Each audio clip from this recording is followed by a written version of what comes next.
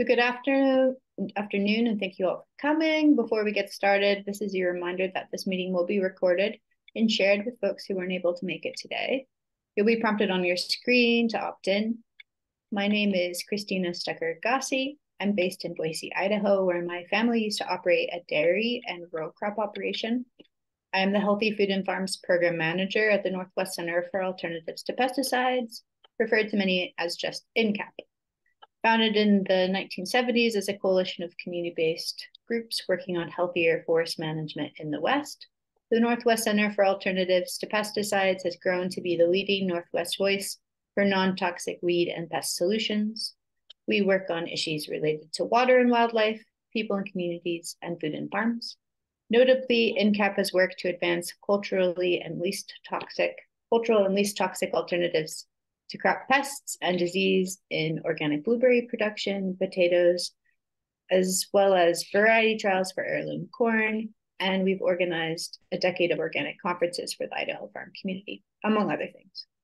I'll turn it over to Katie with Fair Idaho to briefly introduce herself before passing it back to me to kick us off. Yeah. I'm happy to join you all today. My name is Katie Baker. I'm the Executive Director of Fair Idaho. FAIR is an acronym and it stands for Food, Agriculture, Restaurants, and Establishments. We are a nonprofit trade association that's structured around the local food system. So within our fold, we have farmers, ranchers, independent restaurants, food and beverage producers, bars, and grocers. So thanks for having me. Yeah, thanks, Katie. So I will go ahead and turn it over to Hannah to walk us through, well, before I do that, actually, I did have some interesting stats prepared on organics nationally and Idaho specific. So I'll hand it over to Hannah after I share some of those with you. And I'll also just give a quick overview of what to expect on today's call. So according to the United States Department of Agriculture's 2021 organic survey, the number of organic farms in the US totaled over 17,000, up 5% from 2019.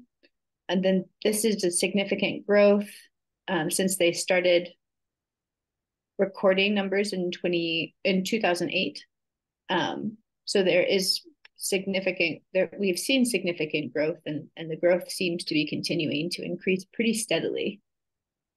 The total of organic food products in the US rose by 13% from 2019 to 2021 and currently makes up about 6% of the market, domestic market. In Idaho ranked number 7 in the nation in 2021 in total land in organic production. And we also rank in the top 10 most years for sales as well. Some of the most common products for Idaho include dairy, hay, barley, wheat, potatoes, dry beans, and onions. So definitely skewing towards the commodity markets.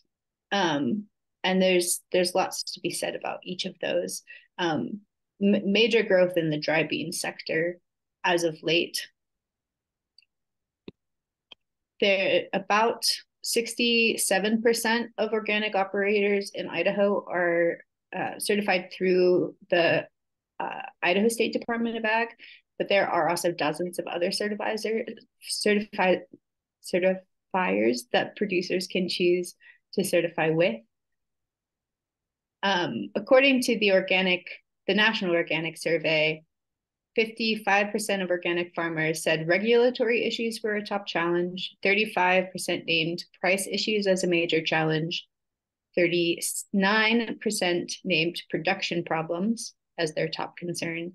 And 24% named market access. And then 29%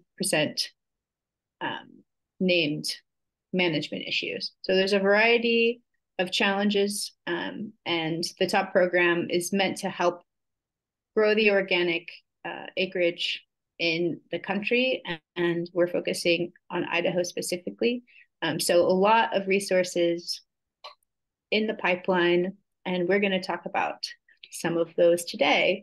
And with that, I'll turn it over to Hannah to kick us off. Great, thank you, Christina. I am going to share my screen. I just have a few slides to share. Give me 1 second. There we go. This one and share that. All right. You should be able to see that presentation now. Yes, we're good. Okay. Great. Well, as Christina said, my name is Hannah Deacon, and I'm the mentorship program coordinator for this new program called the Transition to Organic Partnership Program, or TOPP for short. This is a USDA funded program that is providing really greater assistance than ever before to farmers and ranchers who are interested in transitioning to organic. So I'm just going to give a bit of a program overview and then go into a little bit more depth in some parts of the programs that are available. So TOPP, as it's called, is a national program across the country overseen by the National Organic Program, also known as the NOP. It is funded through this large initiative called the Organic Transition Initiative, which overall is putting up to $300 million towards services to support farmers transitioning to organic. So TOPP is just one component of this larger Organic Transition Initiative. Other parts of the initiative include a new conservation program with NRCS that is really solely directed towards farmers who are transitioning. The organic market development grants are also part of this initiative, and there is more funding being put towards crop insurance for transitioning farmers too. So when developing TOPP as a new program for the country, the NOP divided the country into 6 regions. So as you can see, we are here in the Northwest, as this map shows. And Oregon Tilth is leading the program for the region, but we are working with many different partners, organizations, farmers, certifiers, extension offices, all across this region to offer different kinds of services, resources, different kinds of educational opportunities and events that are all centered around organic production, certification, and transitioning to organic. So as you can see, there's 6 states in this Northwest region. Those include Idaho, Montana, Wyoming, Washington, Oregon, and Alaska. And like I said, we are working with partners really all across all of these states. And partners, different organizations are the ones that are really putting on all the different events and educational opportunities. So then TOPP is supporting a few different areas of programming and resource development for transitioning and organic certification. A big one is a new mentorship program, and that's one that I'm going to dive into today as I am the mentorship program coordinator. The mentorship program is all about connecting farmers who are transitioning to organic with already certified organic farmers. So it's really about that farmer to farmer connection, learning from each other one-on-one in a setting. And then TOPP also supports technical assistance. That's another big area. And so that is more about the technicalities of certification, kind of like the paperwork side of things, the administrative side of things, and helping farmers develop their organic system plans for certification, creating the necessary record-keeping systems, preparing for your first inspection, some things like that. And then TOPP is also supporting many different events throughout the Northwest region, and these will all be centered around organic production, certification, and transitioning strategies. And they could include things like field days, workshops, webinars, conferences, all sorts of things. TOPP is helping to support those and plan those. And then along with all of these comes the community building between farmers and organizations and partners. And TOPP is really supporting and growing that network of organic farmers and organizations all across the Northwest. So as I said, this is a really big initiative that's coming from USDA. There's a lot of support and services that are happening, through so many different organizations. And, if you've been thinking about going organic, if you've been considering transitioning, this might be the time to do it because there are more support, there's more educational opportunities than really ever before. This kind of level of support has never been offered before. So if you're thinking about it, I would encourage you to really seriously consider it now and reach out and learn more about these programs. So as I said, I was going to share more about the mentorship program in particular. So I'll dive into that here a little bit. So this mentorship program is all about connecting producers, farmers, and ranchers who are transitioning to organic with those mentors that are already certified organic farmers. So it's really about learning in a one-on-one setting or possibly in a small group format if that works out with different scenarios. This program is just now kicking off. So this whole TOPP initiative is new and this mentorship program is just getting going. We're just making our first mentorship matches right now. So we are accepting applications on a rolling basis. It will just continue to keep going, and it will continue to keep going for at least the next few years, if not hopefully longer. So a little bit more about the program. Mentors do receive a stipend for their time participating in the program, and transitioning producers, the mentees, they participate for free. It's a completely free of charge program. And there is even a small $500 travel stipend available for the mentees to help offset some of the costs of participating.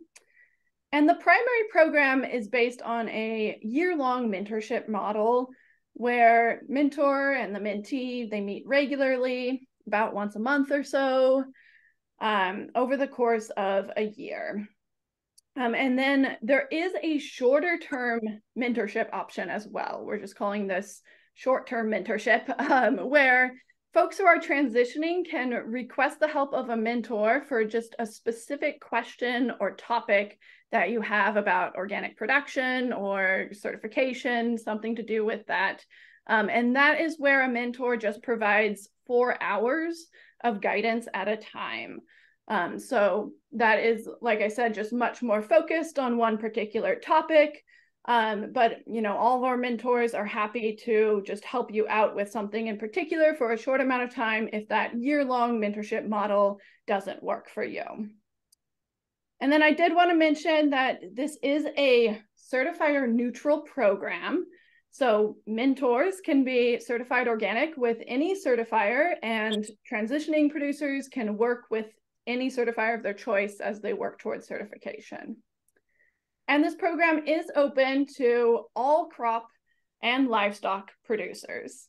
So in the Northwest, so across those 6 states, open to all crop and livestock. So if you know someone who would be interested in this program, we're really looking to get the word out right now, share about these services and opportunities with your friends and neighbors. And yeah, we're just really excited to get people involved. So I wanted to share just a little bit more on particulars of who's eligible to participate in this program. Let me see if I can go. There we go. All right. So mentors, to be a mentor in the program, you just need to have had at least 3 years of experience with organic production and certification. And mentors may be owners, managers, employees, or can be retired farmers as well, just as long as you have had those 3 years of experience with organic certification.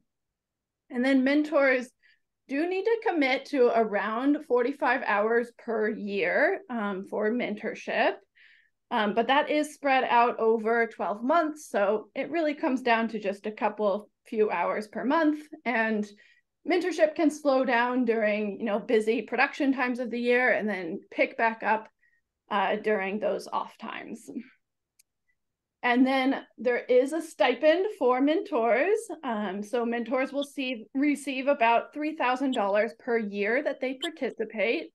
And that is also per mentee. So if a mentor has a lot of time available, you would like to work with more than one mentee, you're welcome to do so, and that stipend will increase accordingly. And then I mentioned that short-term mentorship as well. And of course, the stipend is reduced for that. So the stipend for that one is $300 for every 4 hours that a mentor provides. And then a little bit on, who can be a mentee in this program, the transitioning producers. So folks who are transitioning are eligible to participate as long as they are at least planning to transition to organic. So you can be in that really beginning stage of transitioning. If you're in your typical 3 years of transitioning, you can be in that year 1 at the very, very beginning. But we do ask that you have a serious commitment towards transitioning so that you're really making use of your mentor's time.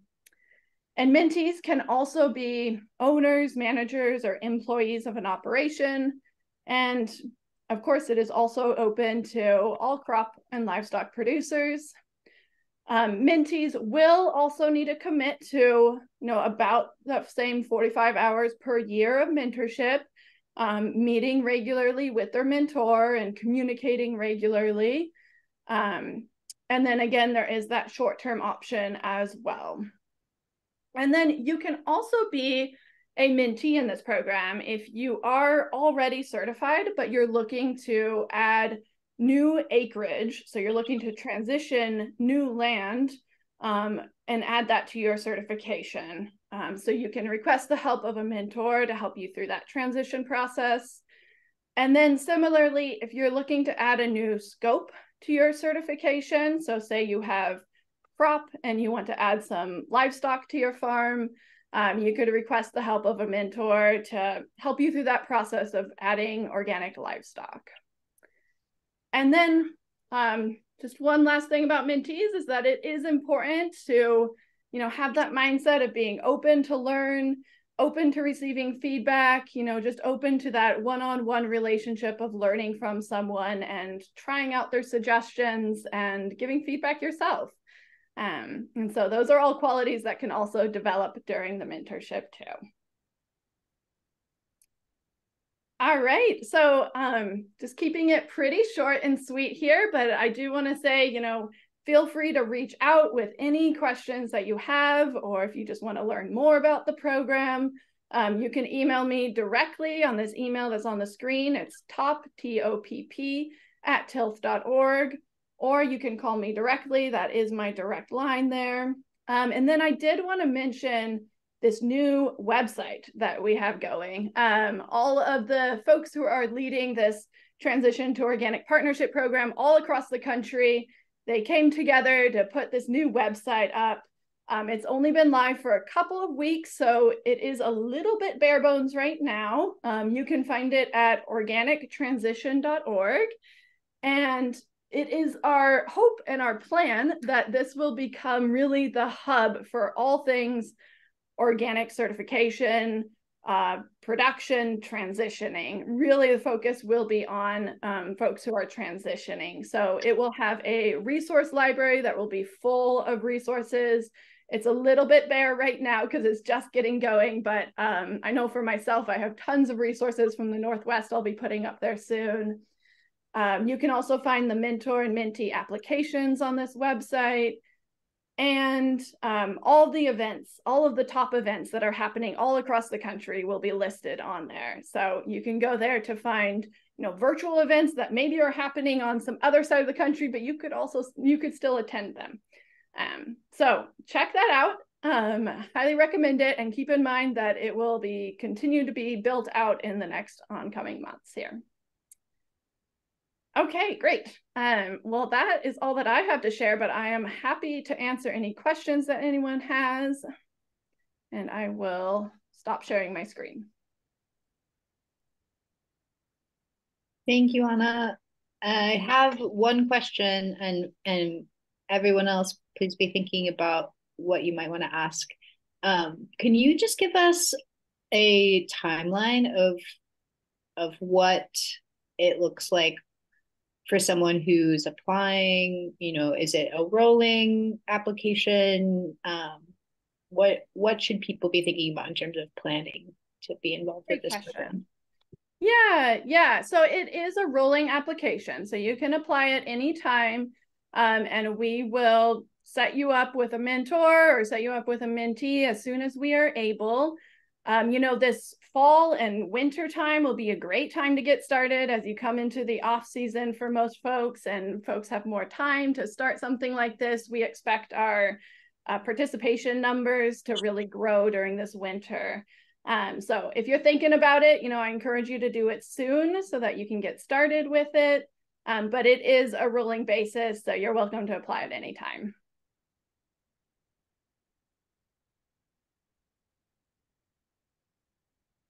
And I was curious on you mentioned the travel stipend. Is the goal of that travel stipend to get the mentor and mentee together and be able to see each other's operations?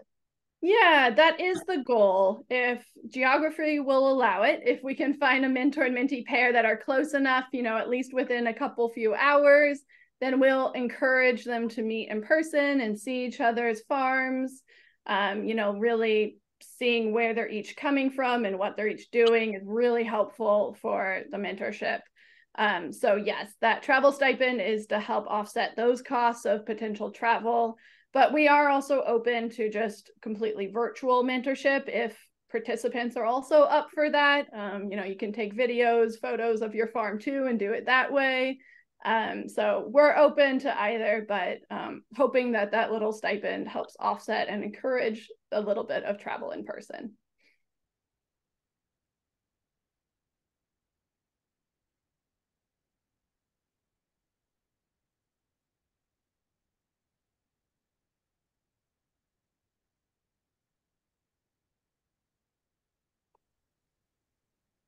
I'm also wondering what's the easiest way for people to find the link to the application for both mentee and mentor? So the easiest way is to go to this new website, organictransition.org. We kept it pretty simple, so hopefully you can remember. You can also find it on the Oregon Tilth website, and we'll have links on many of our other partner websites here soon too. But right now, the primary place is this organictransition.org, and the links are just really obvious on the landing page there.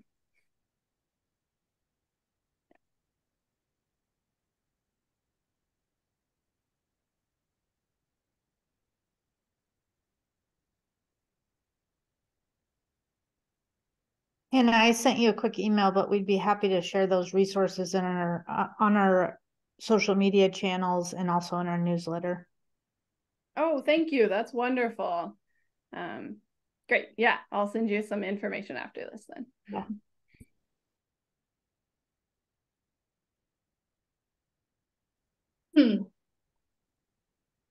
Feel free to chime in if you have any other questions. And while you're thinking about them, I will just briefly talk about a cool new resource that's been brought online this season for Southern Idaho.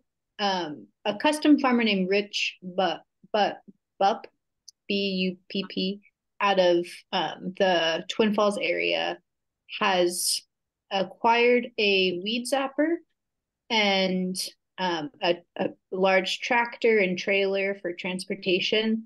And for any of you who may not know what a weed zapper is, it actually uses electricity and getting the timing right so that if there are weeds in the field, it's the right height above the crop. It could also be used for field prepping. But yeah, he's been having some great success. He is thinking of it similarly to a chemical application, but obviously this is a mechanical weed management scenario that lends itself really well to organic production. it was obviously a very wet spring, and there was a lot of weed challenges for folks. And he's been rolling acreage for many of the large organic farms in the Magic Valley, and he is also willing to travel along the I-84 corridor for folks who would be interested in learning more. So if you are interested, the best way to contact him, you can either reach out to me, or I will share his phone number for anyone who may be watching the recording. It is 208-280-0602. You can call or text him. Again, that's Rich Buck. And this is a great resource that especially mid to large acreage farmers should at least look at utilizing and getting familiar with. So I wanted to mention that. Were there any other questions that came up for folks? Can you hear me all right? Yeah, go. Great. Roger. Appreciate joining the meeting. I have a couple of questions. That is, in the Twin Falls area, Filer area, the farms are broken up, and maybe 40s and 80 acre, 160 here and there. Are you obligated to do all, or can you just pick one particular farm as almost an experiment to see if it's going to be cost effective or if you can get it accomplished? And then also I want to say, I'm a newbie. I don't know anything about it. My all conventional farming at this point, but I've always been interested. Great. Yeah. So you're talking about certifying parts of your land, some of your acres as organic potentially? Yes. Okay. Yeah, no, that's definitely a strategy you can use, and lots of people do that to, test it out, see how it goes, and yeah, see if it's viable for you. And especially if your acres are not adjoining, so if they're a little separated, it's actually a little bit easier to do that. So definitely encourage you to do that. Yeah. And you could, ask for the help of a mentor, someone to guide you through that process, and even just doing a little part of your farm. Okay. Thank you.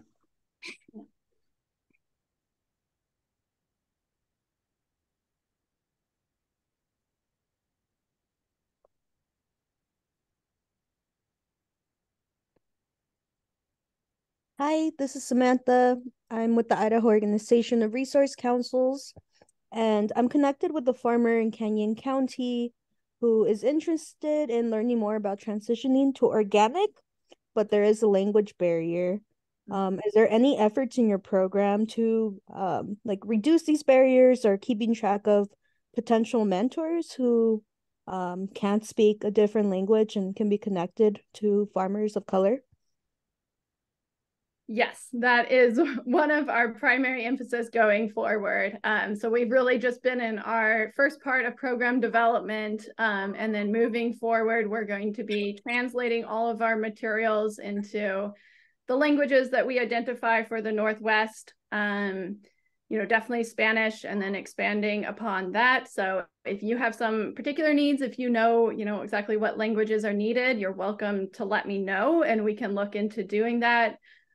We are hoping to recruit more mentors that have other language abilities, definitely, and can also hire, interpreters, things like that for phone calls. We're willing to put those resources available to have anyone and everyone participate that's interested.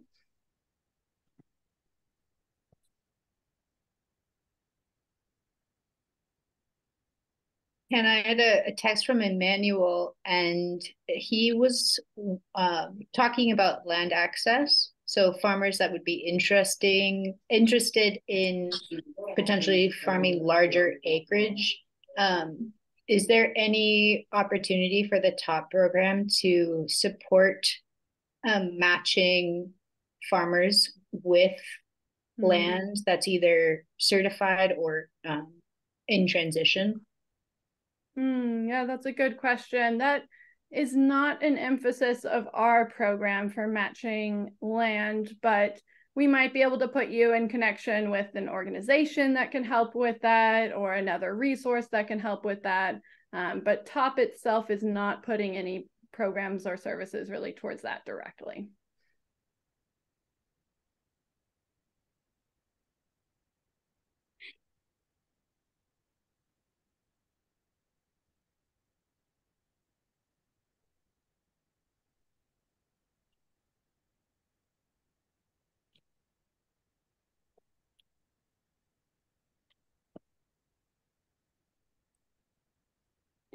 Can I ask a question of Hannah or maybe Christina?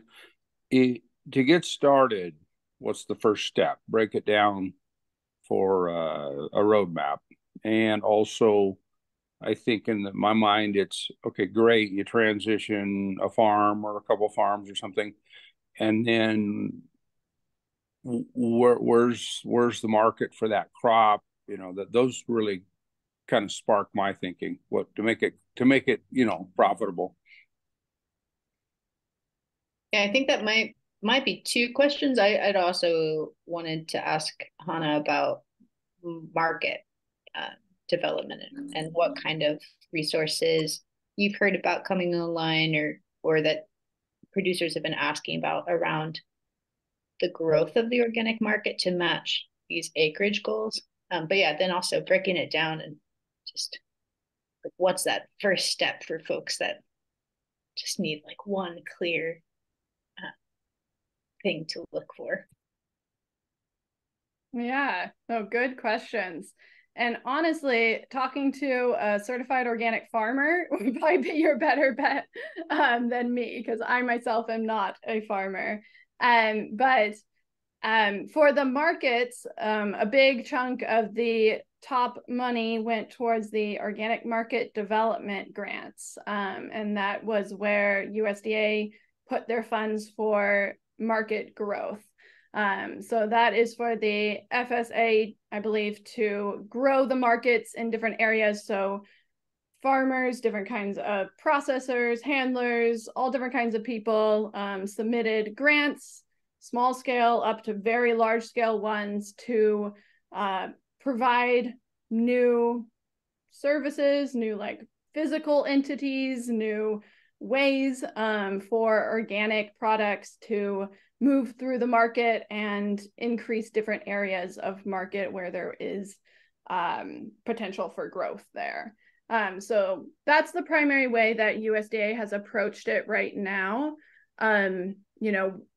TOPP will also help with identifying some markets, and I mean, working with a farmer who's already selling to organic markets, they will probably be able to help you with identifying those as well, and help you with, what crops are have room for growth right now, which ones are viable to be growing for organic, those kinds of things. So farmers themselves are a huge resource. Folks who have been organic for a long time and have seen the markets come and go, they really know a lot. And then we should see, some growth in some areas. I think it might take a little bit here for, all these different programs to come together and all this different funding to actually have an impact. But the hope is that it will, and that the markets will meet the increase in acreage as well. As for starting out for your very first step, I think it's, identifying what land you want to transition, what kind of crops you want to transition. So maybe it is talking to someone who's already certified and asking them, what crops are they growing that are viable for them and easy for that transition process. If you have any land that hasn't had any chemical sprays or pesticides on it, starting off, that can be easier to transition. If you have some little parts that maybe you've left off of your rotations, or has been on the side of your farm or something like that, can often be a good place to start, and to start small is helpful.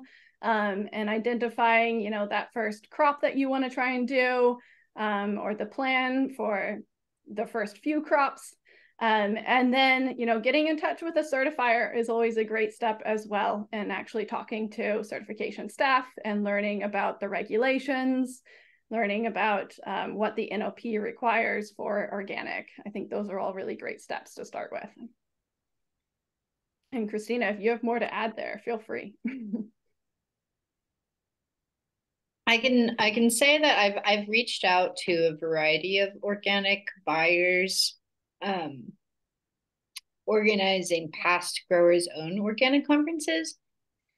And I definitely think Idaho is ripe for some of that organic market development funding from USDA.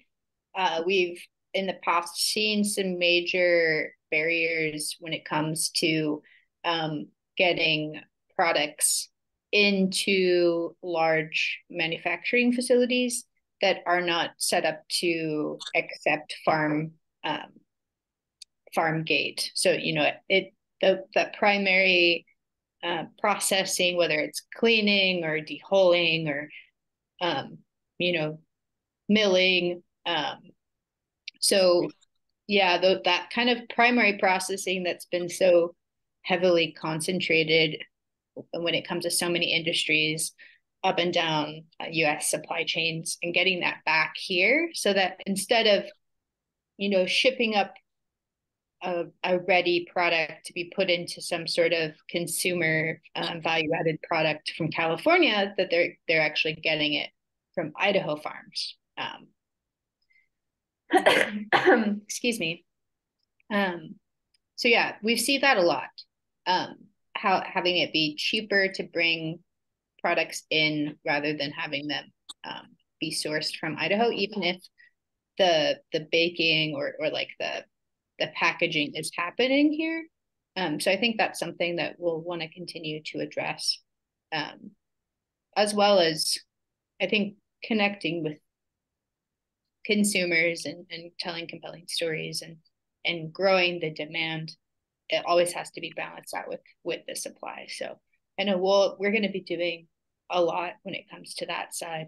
And we are seeing in some states, 90%, as high as 90% of households regularly purchase organic foods. And that's obviously been a trend that has appeared over the last decade or so. And there's a higher percentage being consumed in families that have children. And so there's a growing consciousness around the perceived health benefits of organics, which will be continue to be a driving factor in growth. But yeah, I think there's a lot of growth potential in Idaho, not just at the small scale, but at the mid and large scale as well.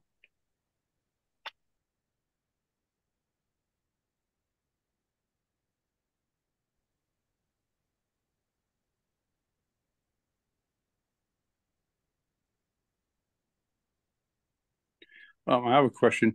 Whoever wants to answer it, and that probably along the same lines is I'm putting myself in the place of an organic grower, and let's say I've been doing it for 10 or 20 years and fighting the markets, etc. What is the flavor of that element, say down here in southern Idaho? Maybe I don't want new organic growers who aren't bringing a market with them on something, or I mean, otherwise, yeah, it's a big benefit to them. That's just trying to get a feel for that. Or am I going to transition and then be producing something that now I'm just competing against my neighbor, and we drive the price down? That's all.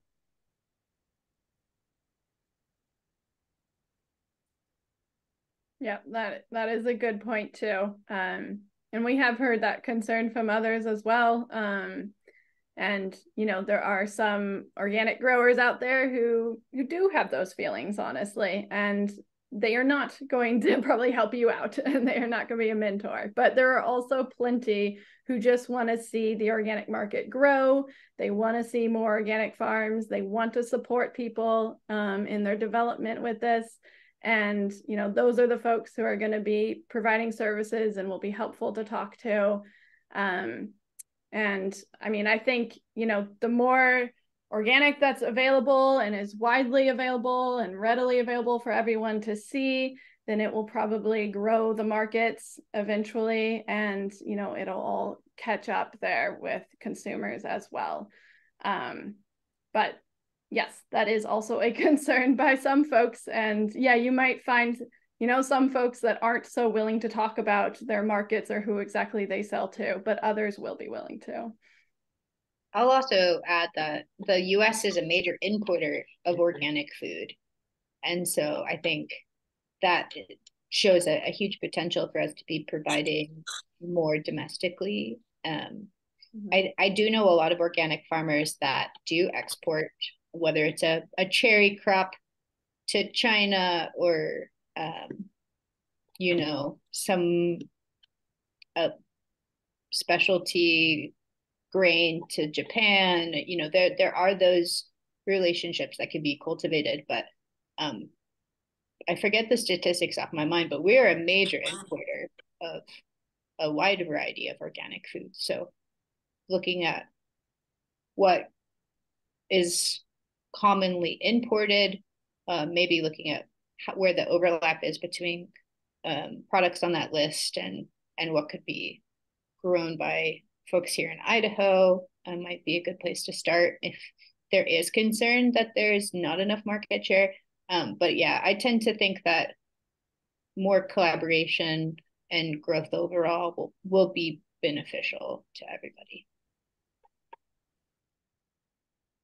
I also wanted to follow up and ask, are there any companies that are buying, or you could say hypothetically contract with that, maybe for dry beans or corn or something, so you knew the beginning of that year you had a contract, and then it's very similar to commercial farming where you have a contract, the only variable is the season and the yield? I'd say absolutely. There's a number of food manufacturers in Idaho that are able to source locally. And there's also, I think Tim Corney at Thousand Springs Mill is a great example of a, they're not huge. They're not Pillsbury, like the previous owner of the plant that they took over. But they are helping fill a contract gap, especially for transitioning acreage. So Tim or Thousand Springs Mill, they only buy organic or transitioning crops as much as possible. And that's what they prioritize. That's the acreage they prioritize contracting. And then I think getting your foot in the door there could potentially be a really good option if you are at those larger volumes, because then you get the opportunity to build those relationships with organic growers who have been in it for a while, who do have those relationships that result in consistent contracts, whether it's domestically or for export. And there's a variety of different models, but yeah, having those contracts secured ahead of time are definitely helpful. And just to answer your question simply, there are a lot of them out there.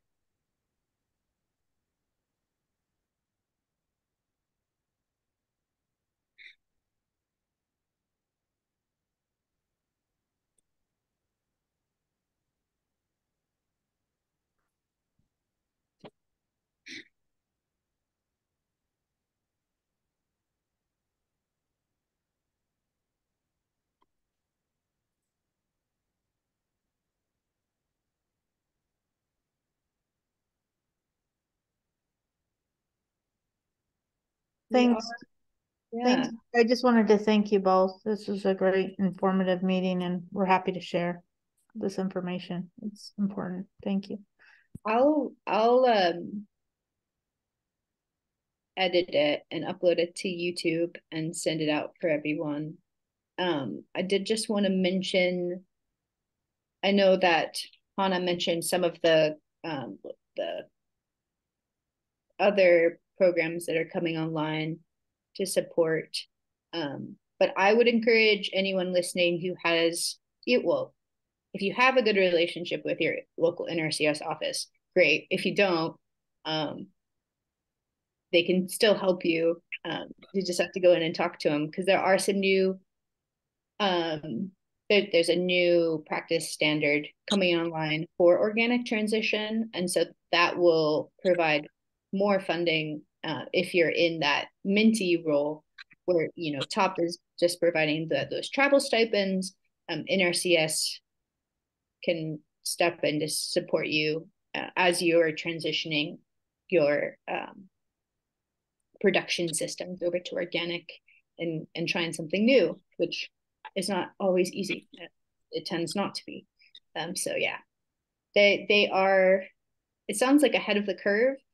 So they are not quite actively taking contracts, but now's a good time to be talking to them, so you can kind of be first in line. And I'm happy to support you. I know NRCS is very committed to supporting that rollout. So just something to keep in mind.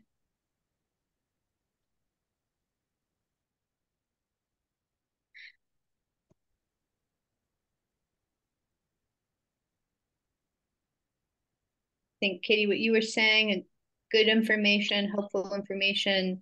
Fair Idaho will definitely be sending it out, and NCAP will send it out. If you have any other resources, whether it's a deep dive into markets or weed management or more opportunities to meet other organic farmers in the space and ask them questions, any sort of resources that you would like to see in this space, please reach out to me, and we'd love to work on those for you. Hannah, do you want to wrap us off? Sure, yeah. Well, it was great to chat with you all. And for those who are watching the recording, I mean, feel free to get in touch anytime. Again, you can contact me at topp@tilth.org, and check out our new website, organictransition.org. And you can also contact us directly through that website too. So, just reach out if you have any questions at all, looking for support in any way. We'll be happy to do as much as we can to support you and set you up with services and programs. So it was great to be here today to share with you all. Thank you all again for joining us, and we'll see you next time. Thank you. Bye for now.